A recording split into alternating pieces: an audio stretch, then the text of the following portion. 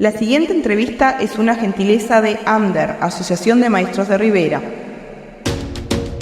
Desde 1944, la Asociación de Maestros de Rivera marcha a paso firme, sentando precedentes de lucha responsable y generando conciencia cívica entre el colectivo docente y la sociedad.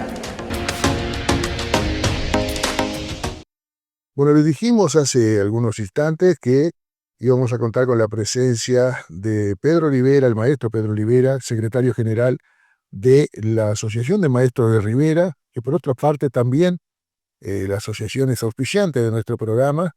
Y bueno, ya lo tenemos por aquí. Le tenemos que agradecer fundamentalmente porque no tenía idea que lo íbamos a convocar, lo llamamos e inmediatamente se dispuso a venir y aquí lo tenemos. Buenas noches, Pedro, ¿cómo estás? Muy buenas noches, Juan. Buenas noches a toda la audiencia. La verdad que es un privilegio siempre poder estar en comunicación con la población de Rivera a través de los diferentes medios, en este caso por Radio Equidad. La verdad que es en el Biombo de la Abuela es un honor y un gran privilegio. Bueno, muchas gracias. Es un honor también para nosotros contar con gente a la que cada vez que uno acude está siempre ahí. Pedro, varias cosas para comentar. Vamos primero a lo que pasó en las últimas elecciones dentro de la Asociación de Maestros de Rivera, esta semana que pasó. Una única lista, pero demostrando un enorme respaldo del gremio docente, ¿no? Aclaramos eso, porque mucha gente confunde los términos gremio con sindicato. El gremio es el colectivo docente, más allá que estén sindicalizados o no, ¿no es cierto? Exacto. Pero hubo una gran adhesión de los sindicalizados y también gran adhesión de nuevos afiliados. En lo personal, sé al menos de algunos cuantos que se adhirieron precisamente en esta ocasión, lo que da muestras claras una vez más de que el sindicato, la Asociación de Maestros de Rivera, responde y responde con creces a la requisitoria de sus afiliados y del colectivo docente, ¿no es cierto? Es cierto, si bien no todos los maestros son sindicalizados, como tú decís, nosotros sentimos el apoyo del gremio en general, porque si bien hay cosas puntuales, hay acciones puntuales que realizamos este, a favor de los sindicalizados, las grandes propuestas o las grandes luchas que hemos dado han sido a favor de todo el Magisterio Nacional. Y no solamente el Departamento de Rivera, sino también hemos tenido la oportunidad de intervenir en cuestiones que son de carácter nacional. Entonces, cada vez que salimos, sobre todo en la época de elecciones, que nos permite el hecho de tener una licencia sindical específica para cumplir esa tarea, nos permite visitar, cosa que en otras oportunidades no lo podemos hacer porque cada uno de los integrantes tenemos nuestros cargos y trabajos, pero siempre recogemos un gran número de afiliaciones nuevas, lo cual nos deja contentos porque entendemos que es un proceso a largo plazo y a nosotros nos tocó este periodo, pero queremos que este accionar continúe en el tiempo y que pueda renovarse y que cuantos más maestras y maestros se sumen a la causa, muchos mayores logros podemos conseguir. La conducción que lleva adelante un equipo realmente muy consustanciado, muy comprometido con la gestión, cuyas figuras más notorias son precisamente Marquito Correa, que es el presidente, y tú que sos el secretario general, pero no hay que desconocer también todos quienes vienen detrás, ¿no? Desde la vicepresidenta hasta el último vocal e incluso suplentes que cuando pueden están allí presentes también como para mostrar el grado de compromiso que hay. Y eso uno lo nota y lo ha notado en infinidad de ocasiones, como por ejemplo en las elecciones de cargos. En muchas ocasiones, en muchísimas ocasiones, fue imprescindible la intervención del sindicato para corregir errores que de otra manera seguramente o hubieran pasado desapercibidos o de lo contrario hubieran dejado huellas bastante nefastas en la carrera profesional de los docentes. Te consta eso, ¿no es cierto? Es cierto, y a lo largo del tiempo hemos logrado a través de ese trabajo equilibrado, responsable, pero también muy firme, muy consciente, tender puentes con las autoridades, obviamente sabiendo que cada uno tiene su rol, su papel, pero han entendido desde la Inspección Departamental de Escuelas nuestra función, y han reconocido que las intervenciones que hemos hecho han sido oportunas, porque también siempre lo hacemos con mucha responsabilidad, con mucho respeto, pero con una argumentación sólida y teniendo muy claro lo que se realiza. Y bueno, es cierto, si bien somos 11 titulares y sus suplentes en la lista, hay una infinidad de compañeros que siempre están trabajando, porque lo que nosotros hemos consolidado es el grupo, si bien como tú decís, hay algunas figuras que se destacan más por características personales, tal vez, pero el trabajo de todos es imprescindible. Hay muchísima gente que trabaja en silencio y que hace su aporte y a través lo bueno que nos permite la tecnología, podemos llegar a todos los rincones del departamento y para nosotros tiene el mismo valor el aporte que pueda hacer un maestro de una escuela céntrica como aquel maestro, compañero o compañera que está en el más apartado rincón del departamento rural. Gracias a todos ellos, construimos y seguimos construyendo. ¿Cómo queda entonces conformada la comisión directiva a partir de este resultado? Digamos, sabemos que los principales van a seguir estando porque es la confianza que le demostró los afiliados. ¿Hay algún cambio en el orden de los integrantes, ya sea presidente, secretario general, vicepresidente de alguna de las secretarías? Por lo pronto no vislumbramos grandes cambios, pero inclusive el día viernes nosotros tendremos una reunión de directiva donde formalmente estaremos tomando posesión de los cargos como lo establece el estatuto. Y ahí se van a definir exactamente el tema de las secretarías. Posiblemente hagamos alguna adecuación, algún cambio, pero por lo general digamos, los cargos principales van a continuar siendo prácticamente las mismas personas. Esos tres que te mencionaba, presidente, secretario general y vicepresidente, siguen Exacto, siendo los mismos. sí. Bien, bien. ¿Me dijiste cuándo suben entonces? El día viernes. Día viernes, bien. Vamos a tratar de acompañar, de estar por ahí. No voy a poder estar, ya mejor que tenga otro compromiso.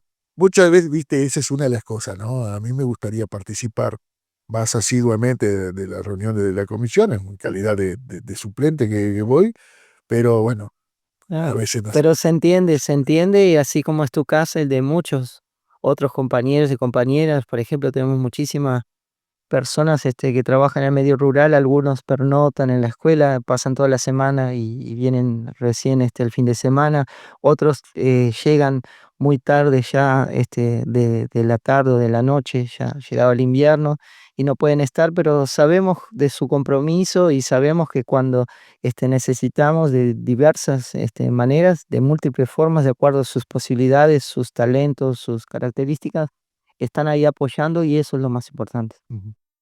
Pedro, hace un rato, en el primer bloque del programa, estuvimos comentando alguna situación y leyendo el comunicado del SIDFE, el Sindicato de, de Docentes de Educación de Formación en Educación, en el que se posicionan bastante críticamente con lo que está haciendo la negociación a nivel político para la creación de la tan anhelada Universidad de la Educación. Una vieja consigna de los docentes, de los estudiantes y también del partido político que hoy gobierna.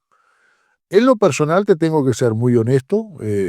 A mí, cuando lo escuché al ministro Maía, me sorprendió y no de manera grata escucharlo decir que bueno, que ya está a un paso prácticamente de la concreción, pero arriando una bandera fundamental, histórica, para la educación como es la de cogobierno. Y mencionaba justamente que esto arrancó mal con lo que fue, a mi modo de ver, humilde modo de ver, un golpe de Estado que da la, este, el Consejo Directivo de la UTEC, porque la UTEC se crea para generar un cogobierno. Sin embargo, asumen esas autoridades de manera, hasta si se quiere, provisoria, y una vez que están allí, dan esta suerte de golpe de Estado, cambian las reglas del juego, se perpetúan en el gobierno y ya no va más el cogobierno. Pero ahora, aparentemente con la connivencia o con el beneplácito del propio partido de gobierno,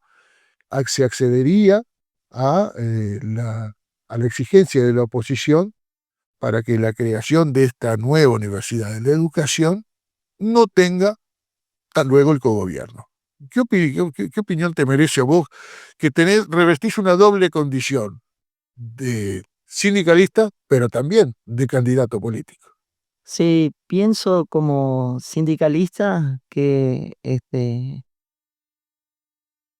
es renegar de una de las aspiraciones más antiguas que tiene el Magisterio Nacional. El otro día con Marcos hacíamos un poco de memoria. Eh, la Asociación de Maestros cuenta con 80 años y hace 80 años, desde los fundadores de la Asociación de Maestros Rivera, de la FUNTEP, se venía pidiendo esto y de verdad es sentirse un poco traicionado. Y me parece como político, como parte de la fuerza política que hoy está en el gobierno también, como Frente Amplista, que es un gravísimo error el ceder tanto terreno a las exigencias en base a negociaciones. Se sabe que hay que negociar para poder llevar adelante un país. Ningún gobierno en ningún lugar del mundo puede hacerlo, pero este, eh, ceder los principios es un error muy grave que puede costar más adelante tener consecuencias bastante graves. Uno de los principios de la educación terciaria y de la universidad es justamente el cogobierno y la independencia. La historia ha demostrado que cuando no hay independencia del espectro político de un país, es muy complejo esta situación. Yo venía recordando en el camino mientras venía para acá ejemplos históricos de las universidades europeas, sobre todo al principio del siglo XX, en la década del 30. Muchas universidades, sobre todo en los países como Alemania e Italia, donde estaban los regímenes fascistas, perdieron la independencia de clase, ese cogobierno, no había una representación docente, inclusive se defendieron ideas que iban contra todo lo que representaba la propia universidad, la propia educación. O sea, cómo justificar desde el aspecto académico la superioridad de una raza. Y uno puede ver ejemplos, antropólogos, geneticistas, biólogos, en la década del 30 que justificaban, y hay tratados que uno los puede ver como libros históricos, ¿no?, que en su momento defendían algo que era totalmente indefendible. Entonces, la universidad tiene que tener su autodeterminación y tiene que tener representación y cogobierno. Es lo que le garantiza la independencia de clase para poder desarrollar su actividad con libre pensamiento, sin ninguna influencia hacia un lado ni hacia el otro. Entonces me parece que es un grave error político y que más adelante puede costar bastante caro. ¿Te parece que se está empezando de manera un tanto equivocada este gobierno? Porque yo veo en tan poco tiempo que comienzan a arriarse banderas que eran históricas. Esa, sin duda, la que más me preocupa. Pero me preocupan otras cosas también, como por ejemplo el hecho de que, y lo he hablado en este mismo programa, que tengamos un ministro de Economía que, bueno, deja mucho que desear cuando uno confronta su línea de pensamiento con lo que es la línea de pensamiento del colectivo, del partido de gobierno. Y eso ha quedado más que evidenciado con sus encontronazos. Muchos sectores de la prensa lo toman como una cuestión personal con Daniel Caggiani. No es así. Porque si me tengo que poner yo también estoy totalmente en contra de las opiniones del ministro. Porque cuando él dice o niega las condiciones en las que se encuentra el país, el otro día, ahí donde estás tú, estaba Rubenson Silva. Y yo le decía a Rubenson, caramba, no me puede negar el ministro cosas que yo siento, porque yo vivo, yo pago impuestos, eh, tengo que comer, tengo que gastar, y uno siente realmente esto. Y siente que no estás recibiendo la contrapartida que merece o que justifica lo que nosotros pagamos. Sin embargo, el ministro me parece que no está reconociendo esas cosas. Lo que hablábamos de la educación y lo que también me preocupa muchísimo. Algo que lo he hablado también, lo hablaba con Rubenson Silva el otro día, que me preocupa el hecho de que ver algunas personas que hasta hace muy poquitito tiempo hablaban muy mal del partido de gobierno, ocupando cargos de importancia, con términos soeces, desafiantes, y que hoy en día, porque fueron pateados de su partido de origen, están buscando su espacio en el partido de gobierno. Eso no solo me preocupa, sino que me molesta, me indigna. No sé si vos tenés opinión al respecto. Sí, a mí también me parece que es indignante dejar de lado personas que militan no por cargo, sino por convicción en las ideas que se tienen, por lograr acuerdos que pueden ser efímeros. Yo no me olvido que cuando Jorge Valle asumió la presidencia en el año 2000, a través de una coalición, en ese caso era solamente con el Partido Nacional, para supuestamente tener una estabilidad de gobierno, llegada la crisis, lo dejaron solo. Su partido quedó solo porque sus socios, entre comillas, abandonaron el barco. Y ahí, bueno, surgió todo un movimiento político que después, bueno, algunos lo apoyaron, después se unió el país para poder levantarse, se le dio el voto, pero en el momento que más se necesitaba, sus socios lo abandonaron. Entonces, el firmar acuerdos y poner personas en determinados puestos por un acuerdo político no me parece muy acertado, y tampoco estoy de acuerdo con aquellos que dicen que se está obrando con cautela. Me parece que la cautela no viene por ese lado. Pienso que eh, es necesario tener convicciones y llevar adelante las convicciones. Yo escuchaba la entrevista que tú le hacías a Rubenson, la pude apreciar y estoy de acuerdo con él en lo que él decía en el ejemplo de Brasil, como Lula da Silva, al presidente Lula, sin tener las mayorías, logró hacer valer sus proyectos a través de otras estrategias sin renegar de lo que es el programa de gobierno. En cuanto al ministro O'Donnell, me parece que dista mucho de lo que venía a ser el pensamiento frente amplista. Hay muchísimas personas que son frente amplistas de a pie, que uno puede leer comentarios y puede conversar y charlar, que no están identificados con grupos políticos, pero sí son frente amplistas, que no están de acuerdo con todo lo que se ha llevado a cabo, los anuncios que ha realizado. Y bueno, a mí cuando lo nombraron, cuando empezaron a nombrar a los ministros, a mí me quedó la sensación de que eh, el gran, el gran equilibrio y el gran balance va a tener que ser en el aspecto social. Hace muy poco antes de las elecciones tuvimos el plebiscito por la reforma de la seguridad social, que era una bandera que el Frente Amplio se negó a llevarla como partido, algunos grupos sí, ¿no? Por distintos motivos, pero luego el hecho de nombrar a Castillo como ministro de Trabajo y Seguridad Social, ahí ya indica que hay dos polos diferentes para una situación que se va a plantear en el diálogo social. Porque por un lado tenemos al Ministerio de Economía, que sigue una política neoliberal bien identificada, y tenemos a Castillo, que representa todo el proceso de lucha del PIT-CNT a lo largo de años y que en muchos aspectos está en puntos antagónicos. Entonces, ese es un gran desafío, cómo lograr equilibrar las dos cosas.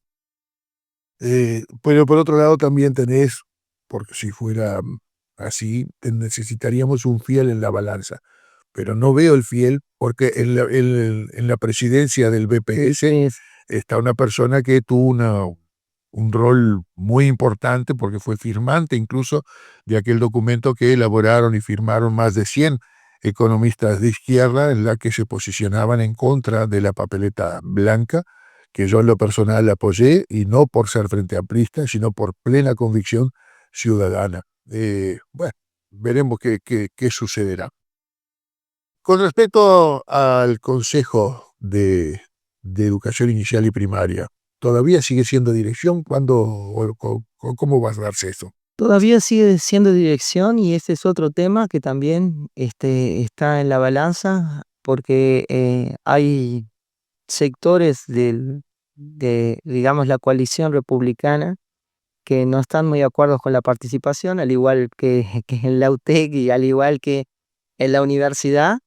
Entonces se están estudiando las formas de hacerlo. Hay varias propuestas.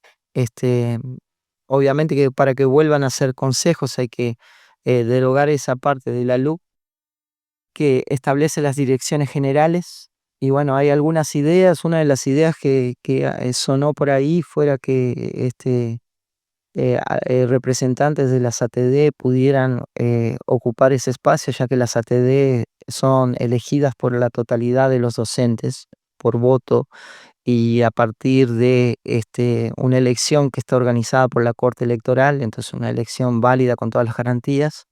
Esa es una de las ideas, pero todavía no hay definición, y estamos esperando. Eso fue una promesa electoral, fue un compromiso que se hizo. Recuerdo que cuando la CESEU aquí en la ciudad de Rivera se reunió en el ámbito del FAT Escucha, nosotros estuvimos ahí con el presidente del Frente Amplio, Fernando Pereira. Nos dijo que una de las cosas posibles era la gobernanza de la educación, cambiarla.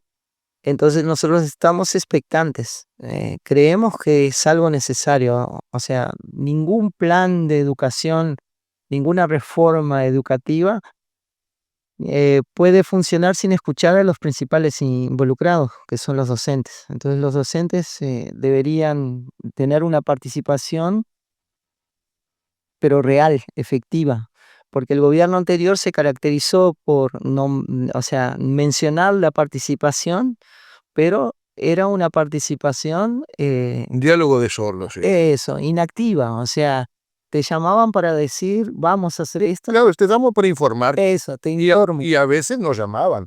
Por varias veces hablé acá con Julián Mazzoni o con Daisy Iglesias. Nos decían, bueno, nos enteramos cuando ya estaba el mercado vendido por la prensa, porque fuimos convocados el consejo y resulta que fue convocado el Codicen de la ANEP, pero a ellos no los invitaron, fueron los representantes políticos. Y ese es el tema que arrancamos hoy, justamente. Al arriarse una bandera como la del cogobierno para la Universidad de la Educación, era obvio que iba a venirse esto. Para la ANEP, y mucho me preocupa, porque me temo que van a venir también por la UDELAR. Exacto, sí. No sé qué va a pasar, y no veo una posición firme. Reconozco que hoy en día el partido gobierno tiene la debilidad de no tener los votos necesarios en diputados.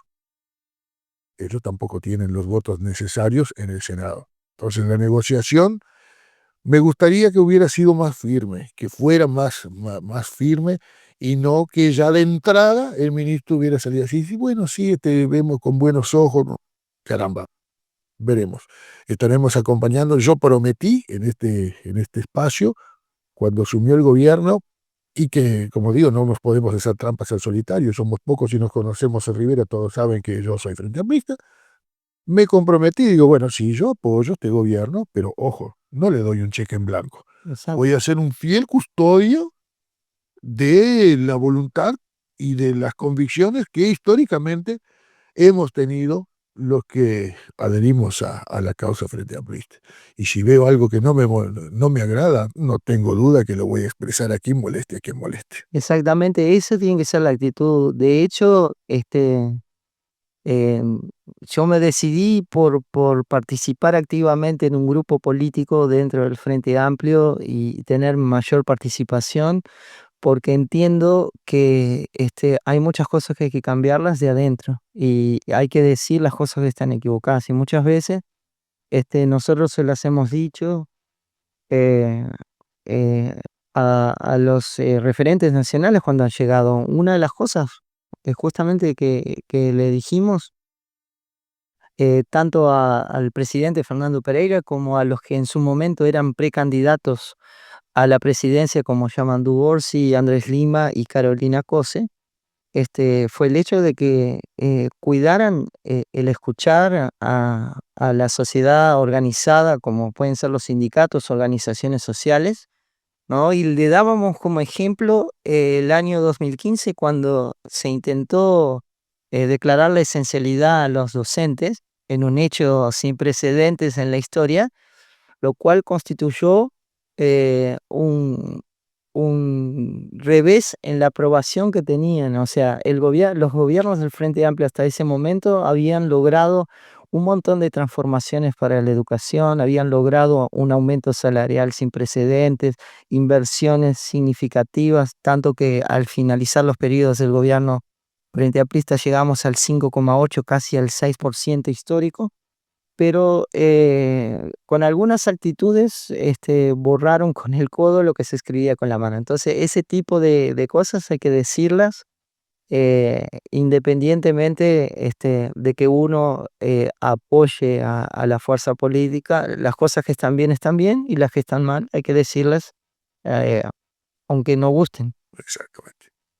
Pedro Rivera, secretario general de la Asociación de Maestros de Rivera, muchísimas gracias por tu presencia, una vez más por la molestia de haber tomado de venirte, de que estabas descansando en tu casa. ¿Estabas mirando el partido? No. No, Bueno, bueno, entonces por lo menos no sufriste. Yo acá mirando los resultados, marchó mi cuadro nuevo. y bueno, mi cuadro no anda muy bien, pero ayer por lo menos nos dio una alegría. Esperemos que el fútbol uruguayo también, ese es otro gran tema, ¿no? El deporte uruguayo, que también, al igual que otros, como puede ser la educación, también tiene una gran crisis política. Uno que analiza, a mí, además de mirar los partidos, me gusta escuchar audiciones radiales, sobre todo en la capital, o programas deportivos, y veo lo politizado y lo desorganizado que está. Y bueno, eso después se refleja ¿no? en los resultados deportivos. Claro que sí. Muchas gracias, Pedro. Un gusto. Gracias a ti, un gusto. Saludos a la familia. Desde 1944, la Asociación de Maestros de Rivera marcha a paso firme, sentando precedentes de lucha responsable y generando conciencia cívica entre el colectivo docente y la sociedad.